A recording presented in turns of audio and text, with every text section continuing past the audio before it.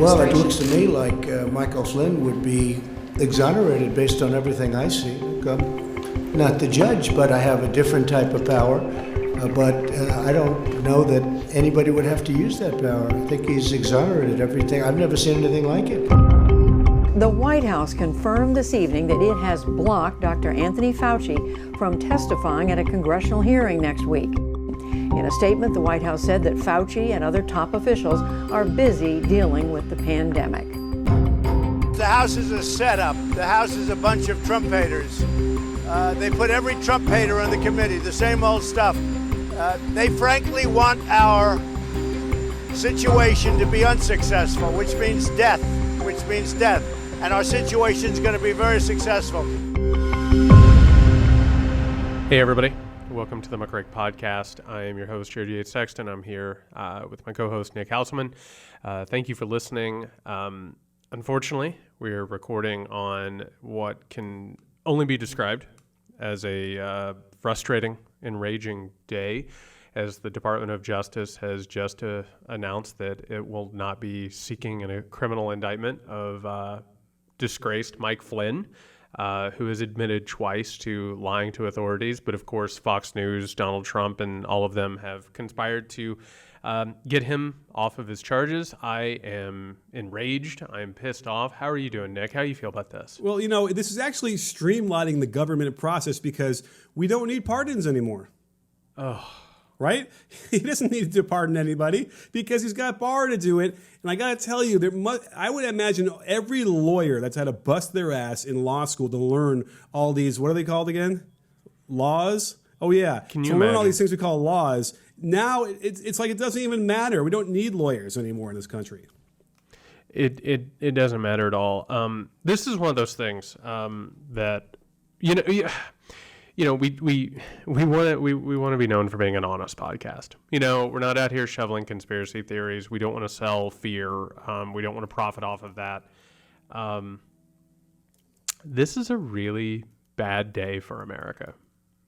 It is a really, really bad day, and I am so frustrated about it because, like you said, I mean this is just like with the impeachment. It's obvious right here what they're doing and what they have done, and it's obvious that they don't care about laws, and laws don't matter. Norms are just gone, and that's what that's what this whole thing is about, is showing people that they can do this, and showing people that they're not afraid to do it. No, they're not afraid to break the law. They're not afraid to get their cronies off, and it's supposed to break our will, and it's supposed to make us lose faith in the process, and it's absolutely disgusting. Well, this is the other reason why you have to pay attention to what Trump says, because I don't know, about 10 days ago, he said it on camera that he was in the process of being exonerated. And you know what that means now was that he was talking to Barr, and they were simply going to be like, well, yeah, we'll take care of it. Don't worry, we'll wait a little bit of the time so it looks like, we're following proper procedure. But what also got buried is that the lead prosecutor who had been on this case from the very beginning quit about, I don't know, maybe was it 10 minutes before they announced they were dropping the case? And this is the exact same kind of thing as what happened with Stone when all of the prosecuting team just quit because of the way what Barr was doing to interfere. And it's the same thing. And I fear that is now completely going to be, buried, and we're not going to even sort of pay attention to that person. But it really is astounding from across the board. We have to believe that this is the nation of laws, and it's harder and harder to believe that. So the law, we talk about this on the podcast a lot. Like the law is this thing that we've agreed upon, and there's problems with it, obviously, and our judicial system is an absolute disaster. But the concept of laws in a society, they're the building block of society, right? They're made up constructs, and they only have power when they're enforced or when they continue to be carried out in an open and fair way. Every time that this happens, and you just brought up Stone, and it's not just Stone or Flynn, it's, Trump with the Ukraine, it's Trump with the Mueller case in Russia. It just keeps happening. And every time that this happens, that idea of the founding building blocks of society, it's troubled. And by troubled, I mean it loses power. It loses hold. It's not something immutable like gravity. It's something that if you don't believe in it and you don't enforce it, it goes away.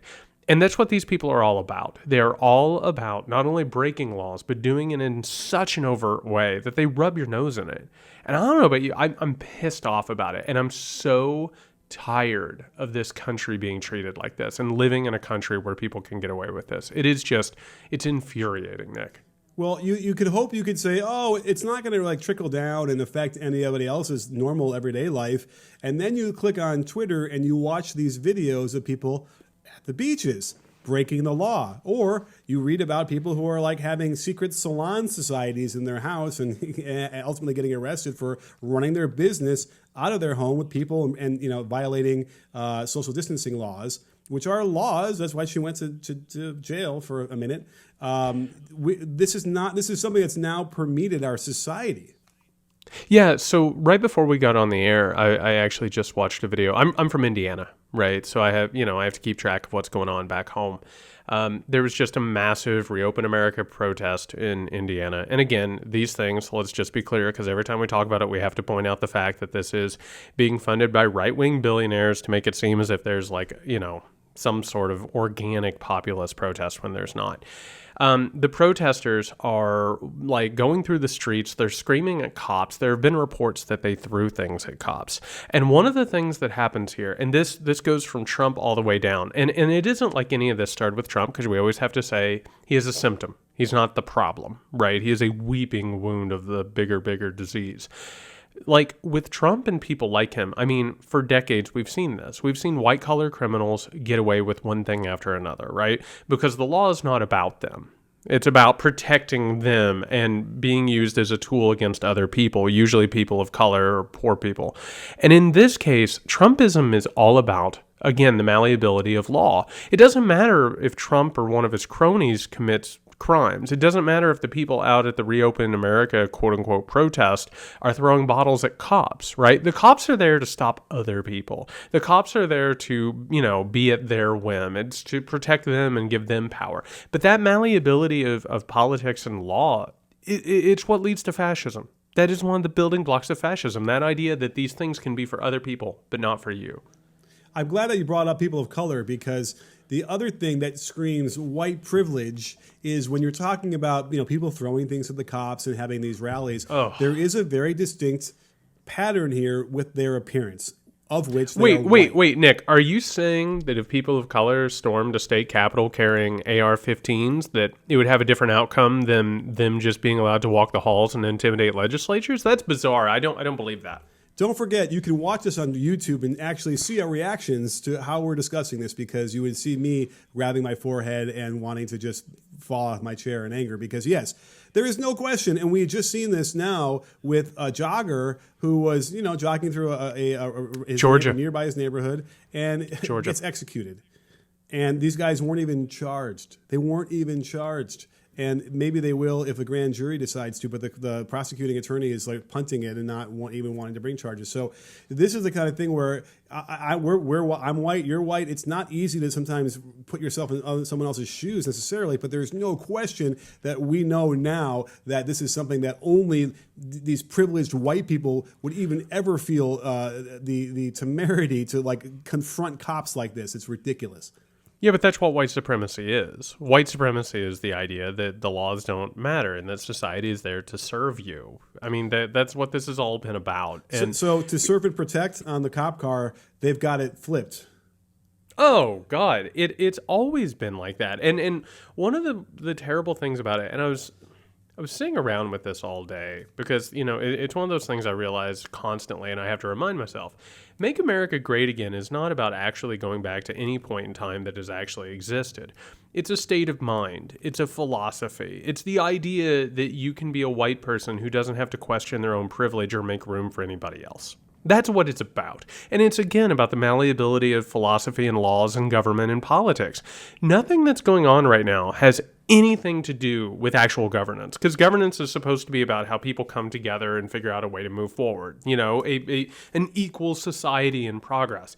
That's not what this is about. It's about stealing. It's about grifting. It's about protecting the power that survives versus the power that other people might have.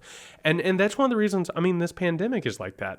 It's so crazy. Again, the shooting you're talking about is in Georgia, right? Georgia is a perfect example of how this is working right now. The state government reopened everything, putting everyone in danger. I think people are now 40% more likely to get coronavirus. The numbers are going to come out in the next couple of days. The infections are up. It's going to kill people. But you know why they did it? Because the state government didn't want to take care of unemployment. They wanted to shift that on to the business owners. And that's what this idea is. It's just, as long as I get mine, I don't care if you get yours. And if you get yours, there's a chance you're taking it from me. And that malleability of thought is what leads to that.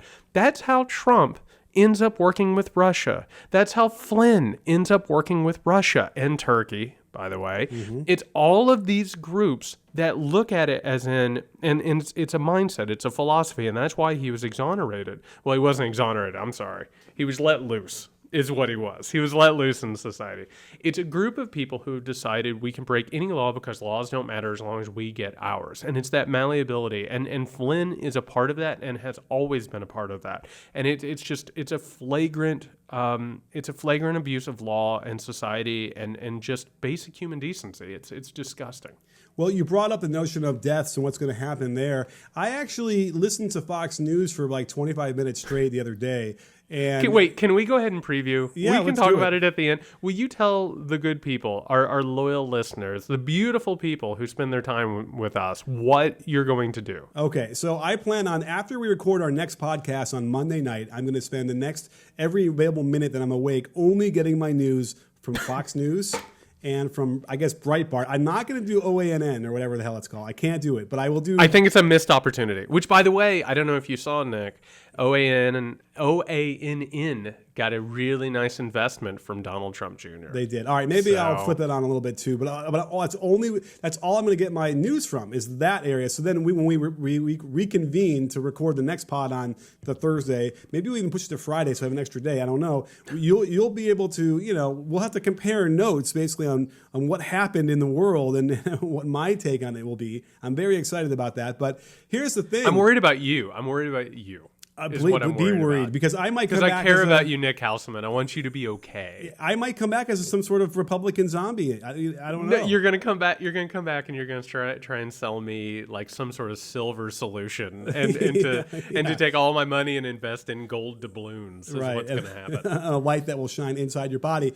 But here's the thing that the fundamental flaw of their reasoning about this is, okay, a couple different things. One of them was that the reports had come out that they had the highest death toll yet in, I think it was maybe even Georgia, on the day they were opening up like the beaches and whatnot. And so they wanted to own the libs by saying, haha, of course that's silly because we know the average death takes 23 to 30 days after you contract it before you die. So clearly these deaths aren't from opening the beaches. I swear to God, they had a doctor say this, as if the notion is maybe we shouldn't be opening the beaches on the day where we're having the highest death total. Like that, those two things can't become congruent at all. It's amazing to me. Now, the other thing that they don't understand is that you can asymptomatically transfer this transmit this disease to other people. So the same guy was out there complaining about schools needing to observe social distancing and 6 feet apart because most of the classrooms probably won't be able to handle. There's not enough space for that. He's like, we know that these kids don't get it. Really, they don't really get it, and so they don't need to be social distancing at all because that's not going to be a problem for them. Meanwhile, what's going to happen when they go back home? Or they go back and visit grandma, or go to the store and cough. It's like, and these are kids who aren't going to cough and cover their cough all the time perfectly and whatever. It's outrageous what they do. I don't even know what you want to say to that. Every time, so that's the other part of all of this, is like, so we can sit here and we can talk about Trump's corruption and grift and rot, right? Like, we can talk about that.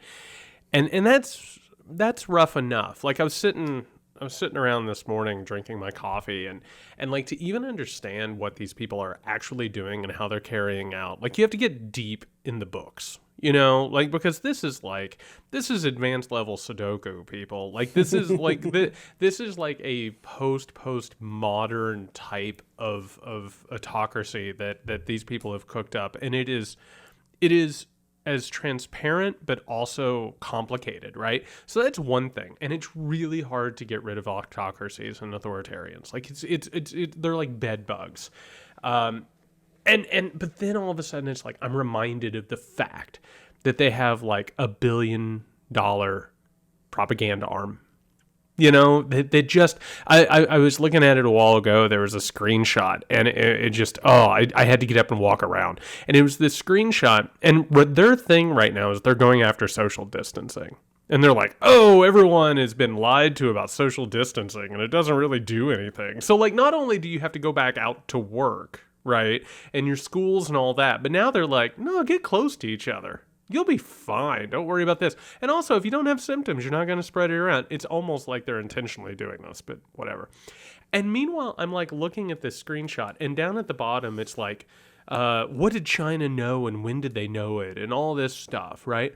So then all of a sudden, you have to deal with an authoritarian, but then you also have to deal with this entire propaganda arm, which is one of the reasons I'm excited to hear what you come back with. I actually, funny enough, and we can talk about this more next week, I went through this period of my life where I watched Fox News all the time because I was obsessed with watching how they lied and spun things. This was the Glenn Beck era in 2010-ish. And I'm very fascinated to see what you come back with, but it's such a really substantial front. And it's really impenetrable, and it's unbelievably dangerous. Yeah. That's all you can say. I think what I'm going to find is, depending on when I watch, it'll be indicative of what they do, because I suspect that there will be moments during the day where there is some reasonable coverage, and then it slowly gets sucked out of it as you get deeper into the night, and then when you hit Hannity and Ingram and those are the big two, I suppose. Oh, and then Tucker. You get to that, then it's all hell breaks loose. But you might find a little bit of it in there. But it's Friday. I mean, listen, ABC News had a interview with him, a sit-down interview in front of the Lincoln Memorial. And no, that was Fox News. They met with him. I don't know where Muir talked to him. Oh, I'm sorry. You're right. Muir. They think in the factory it sounded like you could hear all the buzzing. Right. My fault. But okay. So we talked about that anyway. But no, the ABC News thing was crazy because that he's going to lay out these lies that he likes to always tell, and they didn't call him on any of them. And they don't. Well, that's what they do. I mean, that's the unfortunate truth. Is like. And on one hand, CNN has its own problem with this, and MSNBC has their problems with it. But it's like the mainstream networks have no clue how to deal with Trump because they want to seem as consistent, quote unquote, and as down the middle as they possibly can. And so as a result, they gift him so much room and so much unnecessary respect. That interview to me was it did not what's the phrase I'm looking for? It did not meet my standards. Didn't fulfill I'll say you? That. Yeah, it didn't fulfill me as a viewer. No, it did not. Yeah, I mean, it's we can't even hope for that. It's over. It's done. We're simply not going to get a hard-hitting interview, and part of it is I get it because they need access, and if they hit him too hard, then they will never get access again, and then they won't. But Nick, he flies in the big plane. He lives in the big house. He when he speaks at a podium, he's got the seal on the front. How could you ask him hard questions? He's American, Nick. Oh, nasty. It's so enraging that they're just like, well, I mean, I guess if you win a presidential election or, you don't necessarily win, you win because the Electoral College was a tool of the slave states, but that's another thing altogether. I guess if you win an election, you deserve all of the respect in the world and you're not a moron and you're not a bigot and a criminal. So, but that's the thing. They're talking to the plane, they're talking to the seal. That's right. The enraging part. I think the founding fathers must have figured that the way our elections work, there's a built-in, it's kind of like in baseball, right? If you show up a pitcher on one at bat, they're going to hit you in the next one and you're not going to do it anymore, right? Like that's sort of the built-in rules here. And I kind of feel like they must have felt the same way about like this would happen. Here's a guy who tried to compare a professional journalist with Donna Reed, or that he would prefer Donna Reed, who, is the all-American 50s housewife. Let's get back to, make America great again stuff. Barefoot and pregnant, I suppose, is what he was also going for. It was ridiculous. And nothing happens. So I just want to throw this out there because, I'm getting older and the quarantine has me feeling nostalgic. I grew up watching like the Donna Reed show, but on like Nick at Night. Like I was what my grandparents called an old soul, Nick. So, we would watch that. We'd watch Father Knows Best, all those things. And even back when I was like 7 years old or 8 years old and, olden times, 1988, even I back then in rural Indiana, involved in the evangelical white identity church, even I was like, man, this seems pretty problematic, right? Oh, okay. And meanwhile, the president of the United States of America, and his brain is just stupid and terrible and just a soggy sponge at this point. And he goes into it and he's like, what can I say about women? And he's like, Donna Reed, because that's his ideal thing, right? It's like just this subservient housewife who will just, do whatever and serve and all that stuff. And meanwhile, people sit there and they keep, they call him Mr. President. They don't get up and they don't walk out. A couple of them will stand up to him. But the fact that they won't call this what it is goes back to the Flynn thing. It goes back to this corruption. They know that this is bullshit. They know it's dangerous. They know that it's awful. And there are people out there who suspect that this is awful and it's dangerous and it's off the rails. But meanwhile, they turn on like an ABC News or something like it and they see them being deferential and they see them like, tipping their cap to the president and they're like, well, I guess everything's fine or else the news would tell us it's not. It's not fine. Nothing is fine right now. Like we're in a full-blown crisis, and that pretend respect and all that bullshit it just adds to it. It just gives them power. That's all it does. Right. I also find it fascinating how they want to. I mean, we know the Republicans are constantly trying to figure out who can we disparage, like maybe a past president, that will get them so that we can get Trump up out of the bottom, right? So Trump can't be the last anymore, right? They do that with Obama all the time. But, there's a new whispers and that's permeating through Twitter stuff is like FDR is the new like person that they're trying to sort of smear a little bit now. And it just fascinates me to no end. And I just feel like it's all sort of tilted a little bit just so they can get somebody else underneath Trump and that he won't be the worst president of all time. FDR? Oh, well, Are you serious? Listen, is that what they're doing? I mean, have not seen that. They're going to reference the Japanese internment. And there's no defending that. I get it. No, the Japanese internment was a crime against humanity. Yes. And so, that's a problem. I mean, listen, LBJ also falls into that category too. They'll criticize because, well, listen, he wanted equal rights, but, there's all whole things that he didn't. Well, he killed JFK, but we'll go into that later. But, but there's this whole notion, and by the way, the New Deal also, and I think the New Deal is coming up a little bit now because we're in a depression, right? We're on the verge of a depression. We are, and before we get into that, we need to talk about that for a minute. I just gotta tell you, Nick, I watched JFK the other night.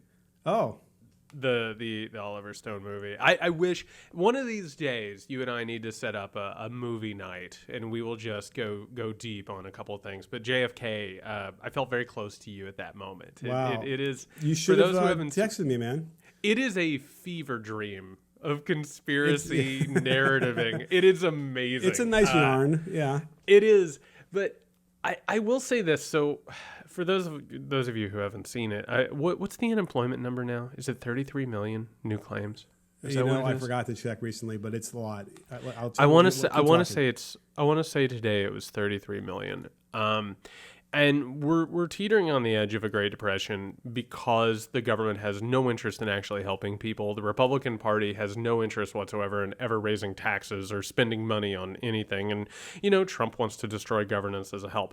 And one of the things that we need to talk about, do you have the number? 33.5 million jobs, and it's about 25%. That scares me. I didn't think it got past 20% that far, but it's 25%. 25%. 33 million. Oh, but here's the thing, like they're convinced they're going to come back next month. Oh yeah, they think everything will be fine, even though the numbers are going to skyrocket. And going back to last podcast, we talked about it as a quote unquote correction or an adjustment, right? That a lot of these people are looking forward to because they're ghouls. But one of the things that we need to talk about is how much this looks like the lead up to the Great Depression with two Republican presidents who did nothing. Absolutely nothing. And they just made the situation worse. And they're like, oh, it'll work itself out. Let the market, take care of itself. And, they subjected Americans to unbelievable indignities and awfulness. I will say... Andy. Oh God. And for anyone who's like me, I've been told by my relatives who grew up in the Great Depression, like, this will happen again and you need to be prepared for it. Right. So like my whole life, I've just been ready for it. And so I've been looking for it. And the other day there was a thing, I want to say it was milk. They were just throwing out milk left and right. Like there was like a surplus of milk, and instead of giving it to food banks and giving it to people, they were throwing it out, which is what my grandmother always used to say about like Hoover, right? It was just like destroying food that they could give to people. And so you have these two Republican presidents who do nothing.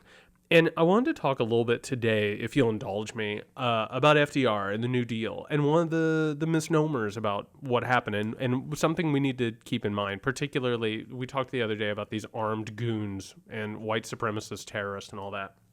And everybody thinks that the New Deal was just this thing that like fixed the economy, right? It just happened and it was fine. That's not what happened. Right? The New Deal mobilized unemployed and frustrated Americans and put them to work in infrastructure and, all these things around the country. It gave Americans a purpose, is what it did. And one of its main achievements was that it basically made people stop doubting what America was and what it did, and it gave them something to do. Well, here's my question, Nick. What do frustrated young men who do not have a direction, what happens with them? They get angry? They get angry. And what happens as many of them get angry? They treat people poorly. They treat people poorly. And one of the things about masculinity that ends up happening is that young, angry men without purpose find other young, angry men without purpose, and they group. And one thing that we don't like to talk about, and this is one of the reasons why American history actually needs to be taught the right way, there was a massive fascistic movement in America prior to World War II. We don't like to talk about it. We like to focus on beating the Nazis in the war, all that stuff. We don't like to talk about the multiple fascistic groups, including Nazis, including the Silver Legion, including America First with Charles Lindbergh. If you don't know about this, go check out Plot Against America. But one of the things the New Deal did is it took a lot of those young men and it gave them something to do and an America to believe in. What happens in this country as we lose our public faith? I think it is a powder keg, and I think it is a situation that could get out of control very quickly. I agree. I kind of want to get into what the solutions could be, but here's the thing. I am very sympathetic to the plight. Like, listen, I happen to be lucky that I chose a profession that doesn't prohibit me from working in a situation like this. I make YouTube videos. I self-quarantine every day of my life anyway. There's no different. But I am sympathetic to people who, they feel that absolute pressure to have to go back to work because they might get kicked out of their homes, even though there might be a delay of eviction for right now, very short term. And, there might be some notion of like a $1,200 check and then also maybe some relief with unemployment insurance. But I get it that there is a pressure. I have to go back to work. But it's equally balanced with this notion that you have to stay home. So the solution, Mark Cuban had come out and said we could have an army of testers and tracers right now that would solve a lot of this. And I mean, it's millions of jobs they would need in the short term at the very least. And you can quickly train, at least for the tracing stuff, and get them up and running it could be 6 months of work at least until everyone get back on their feet and give them something. But it's not going to happen. They're not going to happen. So I guess the question you're posing is, what are we going to have riots in the streets? Are we going to have hate crimes? Are we going to have all these things? I think we're already starting to see it. We already have it. I mean that's the unfortunate truth of it. And it's not a surprise that we have people in the streets with guns. It's not a surprise that we have paramilitary groups. That's what happens. And listen, part of the American myth and the way that we mess around with history tells us that Germany just one day all of a sudden became a fascistic country. Like, oh my God, suddenly everybody just believed in Adolf Hitler and that's how it worked. That's not how it worked. depressions breed fascism. That's just what happens. Economic crises breed extremism because people get frustrated with, what they think is happening or what they know isn't happening, and then they search for other things. Right now, because Trump pretends to be a president and because Muir and people like him treat him like a president, because it's not working, it makes it seem like government doesn't work. When it's a major systemic problem. People are going to be looking to extremist solutions. That's what happens. And people need to be aware of that. And they need to understand that it's not just the economic crisis. That's bad enough. But when you start looking at, and I'm not going to talk about my job. I'm not going to talk about jobs of people I know. But I can tell you that every corporation and business that I'm aware of and people I've talked to, they've already been subjected to austerity, Nick. They've already for years, they've been juiced and juiced and juiced. And now, is anybody going to raise taxes? Because it's not going to happen, right? There's not going to be new revenue. There's not going to be a new investment. There's not going to be any of that. So that tightening is just going to get worse. And what happens when you squeeze and you squeeze and you squeeze? Like the pressure has to go somewhere. And so what we're watching now, we're watching a government that has no intention whatsoever to help people. They're just sacrificing lives left and right. And the economy's not going to get better. Where does it go? Jared, do you remember how the Great Depression ended? If I remember right, I think that we had to go to war to fight fascism. I think that this is the conversation that's going on in the White House and the Oval Office right now, where they're like, well, how did that one end and what can we do? Because I have no doubt that they're trying to think about, well, geez, can we find a war here that might, drag us out of this thing? Yeah, can we talk about the fact that, and so here's the thing. I would believe that 100% if Dick Cheney was in office. You know what I mean? If Dick Cheney was in office right now, I'd be like looking at a map, figuring out what country would not exist within a couple of weeks and what quagmire we would be in. They are interested in making it look like they want to go to war. You know what I mean? So, but the problem is, and what they're doing, and again, for anybody who doesn't believe this or trust it and they think that we're just fear-mongering, go and type in, just in your Google machine, just go type 57-page GOP strategy memo and spend an hour of your life reading it. They have decided to blame this all on China, and they are going to saber rattle, and they are going to beat the war drums to win in November. That's all. They're not interested in actual war. But here's the question, though, Nick. What happens in situations when you saber rattle and you beat the drums of war? What ends up happening with the people that you're saber rattling towards? Eventually, at some point, it can boil over unintentionally. Yeah. And China's already shown a willingness to play this game. Like, they're already blaming us. They're already ratcheting up tensions. So they might get a war that they don't want. Well, God forbid. And maybe they do want. Yeah, God forbid you look like someone that lives in China as well and living in this country, because that's another thing that's going to problem. Now, the other difference, though, by the way, is there was a draft. There was compulsory military service. And that changes a whole lot of things when you have to fight a war like that and everybody is sort of forced to go. This is not what would happen. The people that would get punished or not punished would be forced to go to war. And now would be, again, more of the people who are completely already marginalized and already being taken advantage of by the government anyway. Yeah, but Nick... Those people that you're talking about who would be thrown into the grist of war, those would be people that would go to college. Oh, that's right. There's not going to be an incentive to go to college because college has already been under attack for decades. And now in this situation, those people are going to be pushed away from taking on personal debt and they're going to be pushed into the military. And all of a sudden, if you have a bunch of people in the military, it kind of seems like maybe you should use the military. Yeah. It adds up in a really unfortunate way. It's one of those. What's the old saying? It's like when you have a hammer, everything looks like a nail. I mean, it's a situation where America only understands how to bomb its way out of problems, right? And or how to wave a flag at a problem and make it go away. That isn't going to work here. That just isn't. And unfortunately, that's the only thing that America understands anymore is the ability to react to crisis through war or warmongering or jingoistic nationalism. And it doesn't work that way. We have to actually be smart about this thing, and we just can't do it. Are you, by the way, are you concerned at all, being an academic, that the whole thing with the buying your kids into the Ivy League schools, that whole scandal? I kind of, at least for me, I almost feel like it's lessened the value of what college is and what that value of that education is, when clearly that has to be the tip of the iceberg. Whatever we heard is only probably a very small part of what's going on. And I wonder if it's like going to have that effect too, where people are going to be like, what is that value of going to college at this point? Because people are just buying their way in anyway. Well, there's a lot that I'm worried about in academia. So I like to refer to myself, every now and then I'll call myself an academic, but I'm actually a person who just happens to work in academia. Okay. You know what I mean? Like, it's a weird distinction, but it's true. I'm worried about academia. Are you like Mr. Holland? Something along those lines.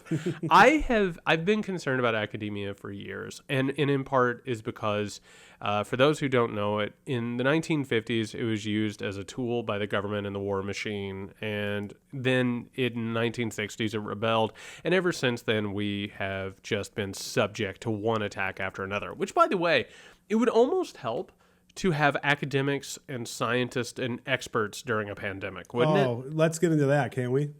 Yeah, it would almost help to have a trust of science and education, which part of the problem, if you really want to get deep in the weeds, and this is something we should talk about at length at some point, the people that I know who are in academia understand what's going on, but they're not able to get it out to people because people have been made to hate academics. They've been made to think that we are like a coddled, group of grifters who just lie, and that like because their kids have to pay a bunch of money for college, it's going to us. It's not, right? Like we have been under attack for years and years and years, and so have scientists for the exact same reasons. And, it has taken a toll, and it's one of the reasons why that this pandemic has been so bad. It's one of the reasons, I don't know if you saw this video, there's a guy who went to Publix today and was just screaming at everybody that the pandemic was a conspiracy against him and against his rights. And, there's all this misinformation out there that people would have a better grasp on if academics and experts and scientists were treated with some respect in this country. But what's going to happen with the academy is going to be catastrophic. And it's another one of those things. If you think America is going to have a future without some sort of educational system, which they've tried to dismantle ever since desegregation, you're dead wrong. This is what happens. It's people talking about drinking bleach and Lysol and killing themselves drinking hydroxychloroquine. Nice. Man, I haven't thought about that in a while. And it takes a toll, unfortunately. It takes a massive, massive toll. It would be nice if Congress could have a conversation with a scientist or two and discuss what's going on and how they're dealing with this. And, even if it's behind closed doors, but as we've discovered now, the Trump administration I'm not even sure how they have the power, but they are telling them they cannot go and talk to Congress. Now, somehow they're going to actually go to the Senate because it's controlled by Republicans, is quote unquote fair. But that's the other problem here, is that we have an administration that's waging an all-out assault on science and these people too. And it makes you wonder, how is Tony Fauci navigating this, and why isn't he, speaking up more? Like, we're going to get Dr. Bright's whistleblower testimony, and that's already, we've seen some of that. It's pretty explosive stuff. Fauci must have much worse. I can't imagine what Fauci would say. And then, to add one indignity on the pile of a massive mountain of indignities, I'm sure you saw this today. The Trump administration got a report from the CDC on how to safely reopen the country. And they just tossed it. And it's obvious that they have no intention whatsoever of making this safe or taking care of anyone. Any doctor who's come across them undoubtedly knows it, but they're also struck with a really terrible bargain, which is they know they need to be in the room. And if they criticize Trump, or, if they say something counter to what he wants, they're gone. The only reason Fauci is still there is because he's become a high-profile figure. It's like one of those old, it's like a spy thriller. You know, it's like that moment where like a reporter or something gets told in like a garage, they're like, the only reason you're not dead is because you're too big of a profile, you know, or it would raise eyebrows. Yeah, right. The only reason he hasn't been fired is because he's become like a cult figure of mass media consumption. That's it. Well, but no, I would love to know. I would love to know what these people think, because it's a mess. Well, did you love how they like floated out the possibility of dissolving the coronavirus task force, and then just to kind of like test the water and see, and then when they realize a blowback in less than 12 hours, Trump even he acknowledges this. That's the funny thing about Trump is he'll tell you what's going on inside his brain. There's no card game going on, and he says, and he calls it in the sense of being popular. Okay. I just imagine it's like that scene in The Simpsons where it's Homer sitting there and it goes in his brain and it's a cartoon. And when you said that, I just thought of Trump's brain. It's just like that painting of dogs playing poker. Yeah. That's all it is. But you're right. He tells you every single time. They thought about dismantling this thing. It got bad press and then they walked it back. Right. Because he just thinks it's popular. There's no value scientifically to what they're doing. It's a popular thing that seems to reassure people. It's the insanity of it. But oftentimes he will say that he'll go, "Oh, I'm not going to talk, but I can't say it," and they wait, and within 10 seconds he will say whatever he says he wasn't going to say, and usually it's horrible. The guy has, again, we said this before, has to be the worst negotiator of all time, and it's probably why his only cause of recourse is to just not pay his contractors at the end, and that's his way of negotiation, I think. Well, he's a total fraud. He's a fabrication. I mean, if you actually look at his history, he's never been successful at anything. Right. The only thing that he's actually ever been even halfway successful at is creating the illusion of success. Well, I'd say he was successful at being white. Yeah, I think that's true, and being born rich. And it's one of those situations where, he had so much money and he had such a public profile that eventually when he declared bankruptcy, his creditors were like, oh, we can make more money if he seems like he's rich. So continue playing your character, Donald. And so when he's actually in a position of power, the failure is both intentional but also unintentional. They don't have any desire to help anybody. They're not interested in using the federal government, to help anyone. He's there to destroy the federal government. That's it. And once you understand that, and you understand that he's a fraud, and you understand that he's engaged in perpetual fraud, it helps with this thing. Well, we have to stop expecting him to help and fix things, because it's not going to happen. I don't know. I mean, is destroy might not be the best word is in the sense that maybe it's more like he is trying to just pick at the carcass, right? He's just trying to I think that's right. Right? I don't know if he even cares about getting rid of Social Security. I just think he wants to charge the government as much as he can to use his Trump Tower offices for nothing, and all those different things, and just bleed him dry. I think that's a component of it. So if I was thinking about this today, I was trying to work it out in my head. And by the way, one of the things about Twitter is it makes you try and figure everything out in a 280 character limit, which isn't always great. Threads. But it's one of those things. Threads, yeah, I'm guilty. It's one of those things where it's like corporations have a person that they dispatch to sort of strip a company down to its nuts and bolts, right? It's like bankruptcy, vulture, carry on kind of stuff, right? And I think that's right. I think in part he's there to destroy and break down what's left of the federal government. It's not and another part of it is an infection.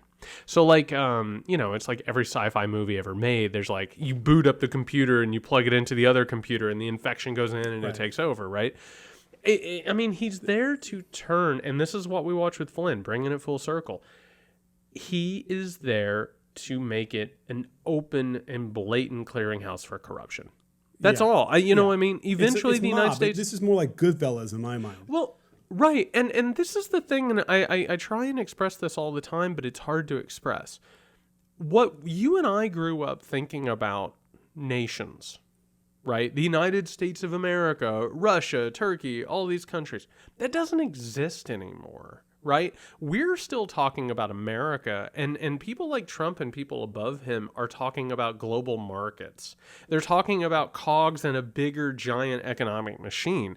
The rest of us are 2 or 3 steps behind. America doesn't really exist for these people. You and I, like I won't leave America because it's my country. Do you know what I mean? Like people all the time are like, you should leave the country. And I'm like, I understand where you're coming from, but it's my country. He doesn't get to do this to my country. And then meanwhile, he's not interested in duty. He's not interested in patriotism, It's just a big game in Trump International, and it doesn't matter if it's in America or Russia or wherever. I mean, it's a completely different organism. It's a different animal. Yeah, if I can actually just follow through with the analogy a little bit, the one last little bit here is, in Goodfellas, if you don't remember, they do this Lufthansa heist, right, which has actually really happened. And Robert De Niro's character gets so upset when they all start buying nice things, right? They're walking into the bar, he's got the nice coat and nice whatever, and he makes them turn it all back because he's afraid of what? That they're going to get caught, right? They no longer have to have that fear. That's what's going on. So the different version of that scene now would be encouraging them to buy the nice cars and the nice furs and really just, take advantage. We've now learned about how much the campaign is paying all these workers, Lara Trump and Guilfoyle and all these other hangers-on that aren't doing anything are making hundreds of thousands of dollars a year. And they compared that to the salaries of other campaigns over the last, 10 years. And it's frightening because not even the highest paid person, the one person on any of those other campaigns, makes as much as any of these people do now. And it's the donor's money. That's the terrible thing about it. And by the way, I'm so glad you brought up the Goodfellas thing, because I actually I love how sometimes this podcast will go into the film theory thing. Let's take another Scorsese film, Wolf of Wall Street. Right? Love it. And let's actually look at what Goodfellas is. When did Goodfellas take place, time period wise? The 60s. It took place in the 1960s, right? So then you still had to worry about being busted for corruption and stuff. Eventually, you look at Wolf of Wall Street, and you have, I think his name is Jordan, is who DiCaprio plays. Belfour. When he is approached by law enforcement about his conspicuous consumption, right? Because he's living large, he's living on a yacht or whatever, he doesn't go back. He shows them the money. He actually says, this is the money, and he just throws it around, and he does it because he wants the people investigating him to feel like there's no way that they could possibly bust him, right? It's meant to break the will. And the difference between that 1960s idea of Goodfellas and the 1980s, late or early 1990s Wolf of Wall Street thing is what happened. That's where that rift happened. And all of a sudden you just had a bunch of people in the 1980s and 1990s who would break laws and just be like, screw you, take me down. I'm breaking laws right now. I mean, that's one of the reasons why you saw organized crime bosses become public figures, right? They became local celebrities in that time period because of Reaganism and hyper-capitalism. That's what Trump is. Trump is an organized crime boss who is flagrantly... What is the... oh, man, I'm going to do a thing. What is the Notorious B.I.G. line? It's tapped myself and the phone in the basement. Right? And it's this idea of no, not only am I going to do the crime, but I'm going to rub your face in it and I'm going to break your will and let you know you can't do anything about it. And that is one of the major things that has changed in America. Well, and to keep this going, because this is a tour de force of referencing the movie. Because, of pop culture. I love Wolf of Wall Street. I got to tell you, not that they're despicable, horrible people, but it's mesmerizing. And when they take the lewds and they don't kick in, they keep taking more. And then you see Leonardo DiCaprio try and get into his car. That is his Oscar moment. That's cinematic magic. But you know what it is? It's Trump. That is Trump's presidency right there. He's a wallowing, drooling mass of baby who's trying to fall down the stairs on purpose because he can't But wait, walk. where? Where at is a he country club, yes. He's at a country club. Shouldn't the people at the country club stop him from getting in the car? No, he's one of them. Ah, that's great. Now, let's get one step further really quickly, because even though we're at the end of this, we didn't even talk about Bridgegate.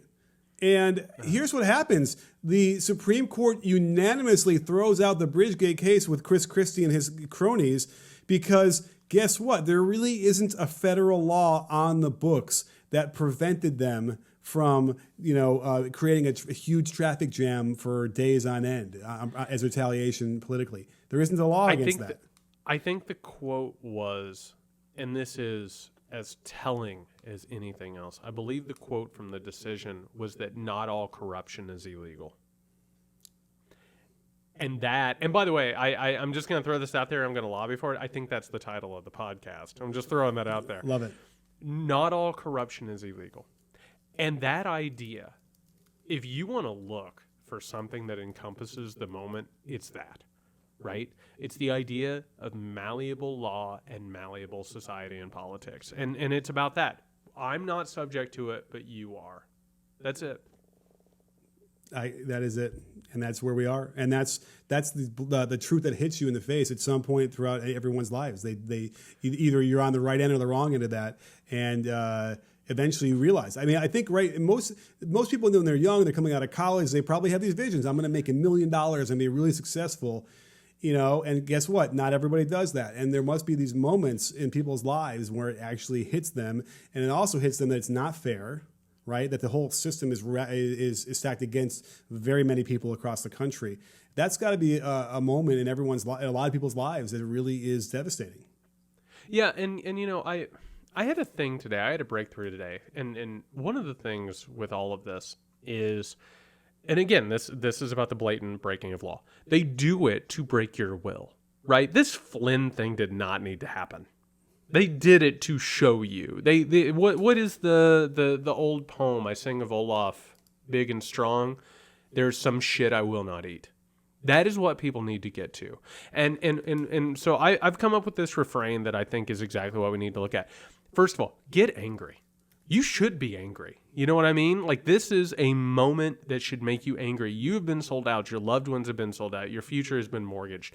Second of all, once you're angry, use it as motivation to get educated. You have to learn what these people are doing because it's complicated and they hide behind ignorance. And third of all, you have to get organized. Find other people who are pissed off because they win when you are alone and you lose hope.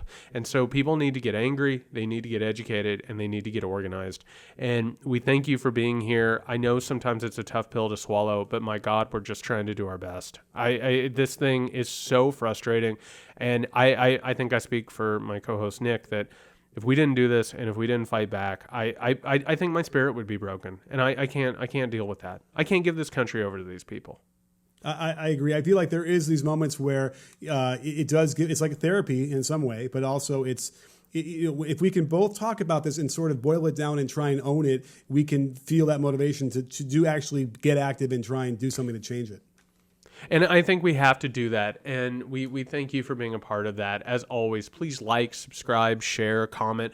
I know that those things seem trivial. I know I don't like to do them, and I always sort of roll my eyes when podcast hosts say that to me. But being a podcast host, I can tell you it helps. It actually really does help. And our audience is blowing up right now. And you guys have been so wonderful, and we appreciate you so much. So please just like, subscribe, comment, all that good stuff. Tell people about this podcast. Until next time, Nick is at Can You Hear Me SMH. I am at JY Sexton. We will be back next week. We want you to stay safe, and we want you to keep washing your hands.